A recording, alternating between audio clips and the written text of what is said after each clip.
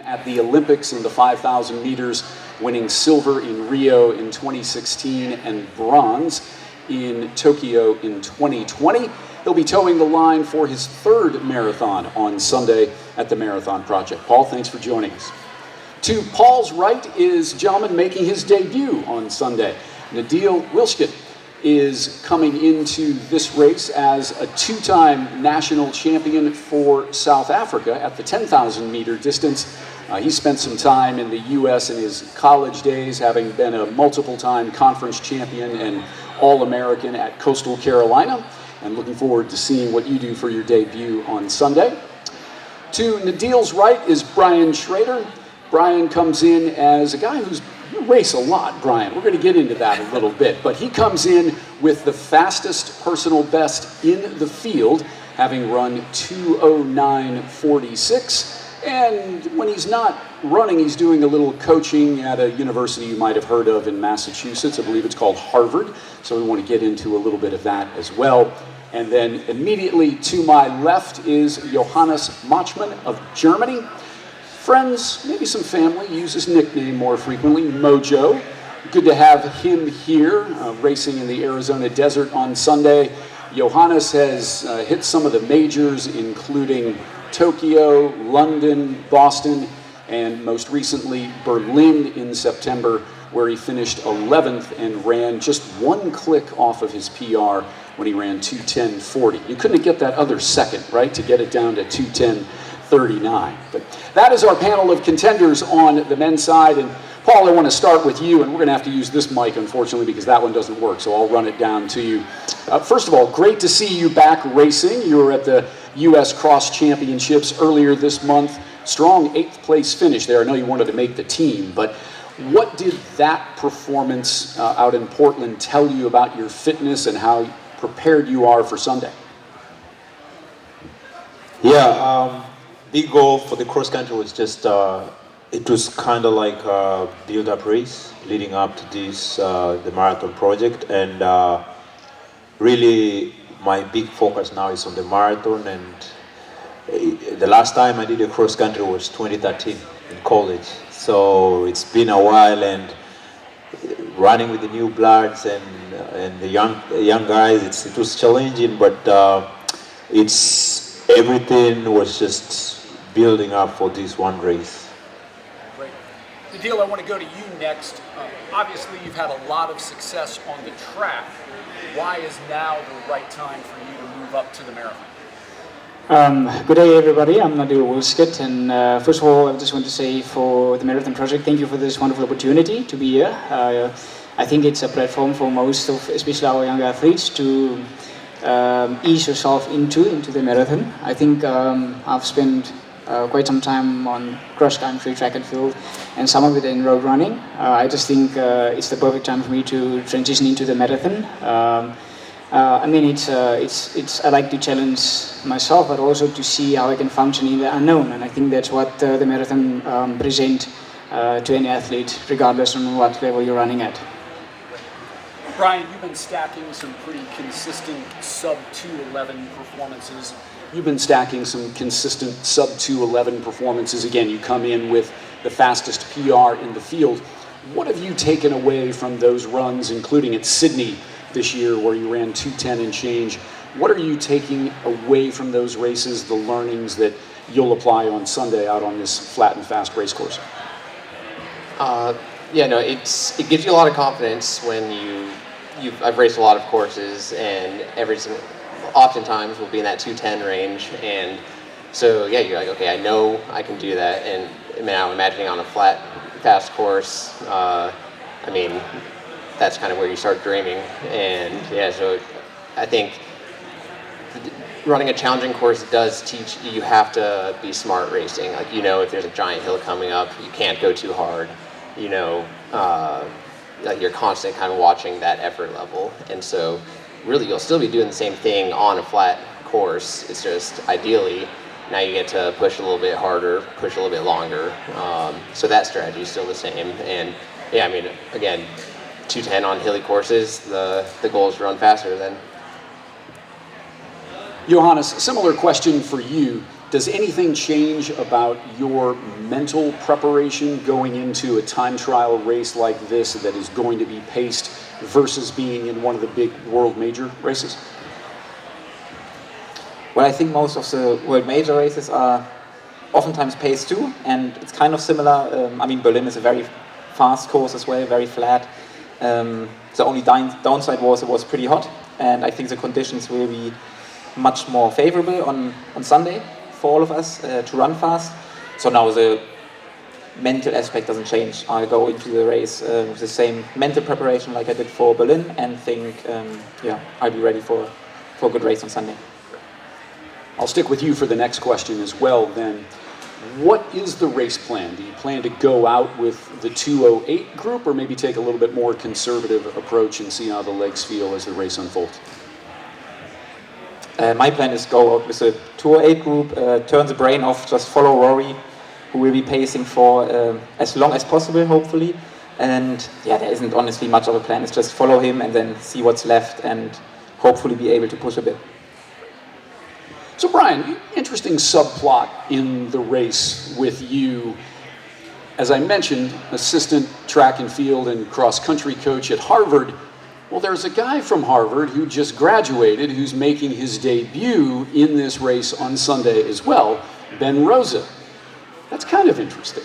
Have you made perhaps a friendly wager with coach and former athlete as to who's going to come out on top? Yeah. You see the entries come out. You see Paul Chelimo. You see like all the Olympians, all these national teams that people are representing, and yeah, the one name I was afraid of, Ben Rosa. But there's no way I can lose my the athlete that I've been coaching. So Ben is an incredible athlete, and watching him train, he is meant for the marathon. So I firmly believe he will, I firmly believe he will run a great race tomorrow, and I need to be kind of looking over my shoulder, making sure he's not coming up on me, because he will be going extra hard if he sees me. Now, knowing this is a competition, there's prize money on the line and all of that. Have you maybe been a little conservative about giving him any advice, or what have you shared with him as he makes his debut on Sunday? I would say actually I've been trying not to coach him, not in like a trying to keep secrets or anything. I just want to treat him like an athlete, competitor, not necessarily go into that coach mode, just to kind of give him the respect that he deserves as an athlete. But I have like given him some advice and kind of things to look out for, and things that like I wish I knew going into my races. And so, but honestly, he's of course a smart kid, and he's incredibly talented, so he will do just fine, no matter what I do or do not tell him. Nadeel, I want to go to you for this in terms of speaking of advice. You've been training in Flagstaff in your build-up to this race. I mean, obviously your brother Adrian, you've been spending some time with him, but also Alex Masai of the Hoka NAZ Elite Squad, who just had a tremendous performance in Chicago. So you've been surrounded in Flag by a whole lot of talent. What have they told you about preparing for a marathon and getting you mentally ready to go 26.2? Most of them would more or less say the same thing, and that is to be very patient about your entire approach when it comes to the marathon, and to understand your body, what it needs, how it functions, and really understand how you can use it to your own benefit. But then obviously, I think the one thing that really stood out to me, and aside from the knowledge that I've shared, I think it's the friendship that came with it, the hospitality that came with it, actually with the entire energy group, whether it's an easy run, whether it's a harder tempo run. I think that's something that I really appreciated. Yeah. Paul, I want to go to you on this next one. Are you now all in on the marathon? Is this your exclusive focus in your running career at this point? And what's your goal for Sunday? The best dancer knows when to leave the stage. And I think it's time for me to step out of the track. I still have potential on the track, but it's my time now to explore the marathon. And I think I went there super confident, super cocky and everything. Now the marathon has humbled me. I went back to the drawing board and coming back from a background of 70 to 80 miles a week on the track, and now I have to go to 140, you know.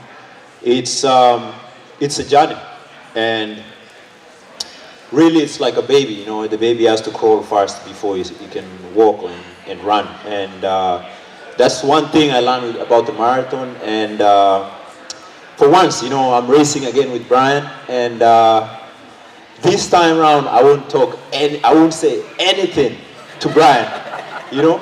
Before I used to be like super confident. I'm like, Brian, you better hang up. You better keep up with this race. You better keep up with the pace. But now I'm going back there. I'm like, Brian, okay, let's go. I'm just gonna wait and see them. You know, I'm gonna wait for that kick. That's the only thing that's gonna save me. So at this point I'm still learning the marathon, and I think I have a lot of grudges with the marathon.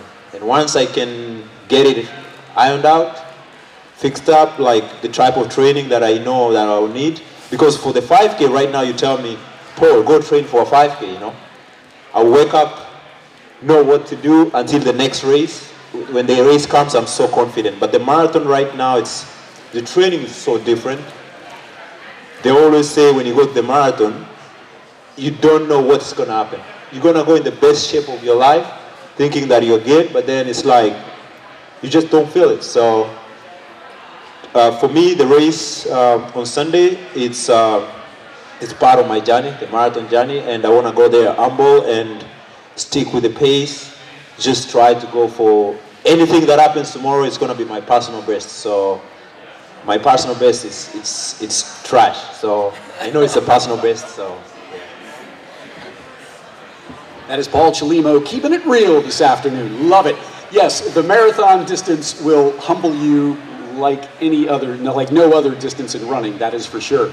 Great panel of runners up here, obviously. Who has some questions for these male contenders? Anyone? Sir. Question for all four of the panelists. What do you tell yourself when it gets dark out there? Do you have a good running mantra?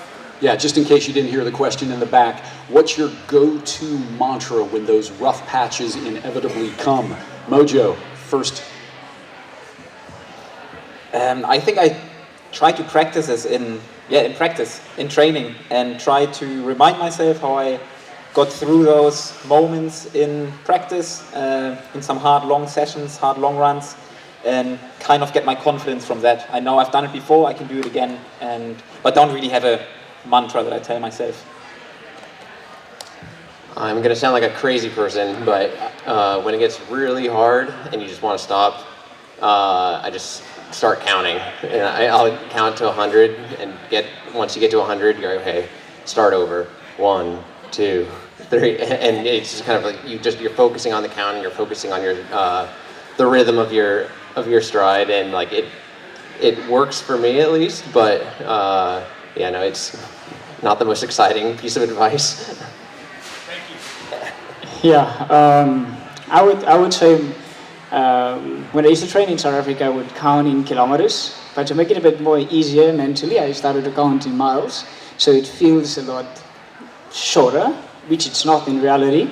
But I think the one thing that really carries me through, especially in the longer runs and in the hard reps, is visualization. It's visualizing the output, visualizing what you want to do, and know that hard work beats talent when talent fails to work hard.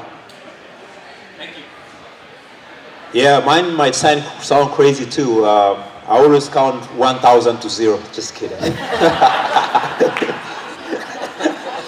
Yeah, I grew up in a very, very humble background. You know, walking to school sometimes without shoes and running to school, and really, I always ask myself, why did I start this? And my biggest mantra is go hard or suffer the rest of your life, you know? So when it gets tough, I just ask myself, why did I start all this, you know? And that's running is what changed my life. You know, being here where I am right now is because of running. So when it gets tough, you know, there's always a lot of meeting in your minds. You know, when you run, when it gets tough, there's two people. You know, in your mind, one thing is saying, you're tired, stop.